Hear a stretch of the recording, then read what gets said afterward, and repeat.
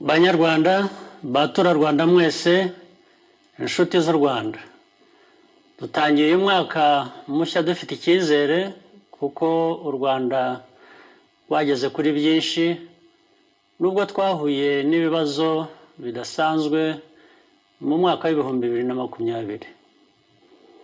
Ibi bivuze ko dushobora gukora n'ibirenze igihe iki cyorezo kizaba kitagihari. Isomo twakuye muri uyu mwaka ushize ni uko iyo twitwaye neza tugashyira hamwe nta cyaduhungabanya.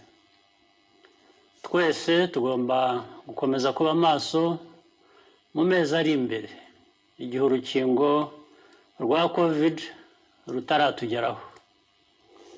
Kubera imbaraga zanyu, ubushake no gukunda igihugu twese dufite, uyu mwaka utangiye uzaba mwiza kurusha uwo dusoje.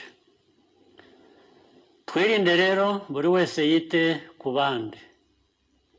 Mu by'ukuri iri jambo ryari ryo gusoza umwaka no gutangiza undi, naho ibindi twabivuze ubwo nabagezagaho uko igihugu gihagaze.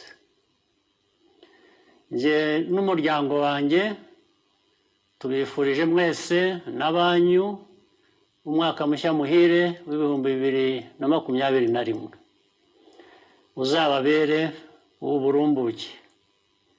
Mugire umugisha w'Imana.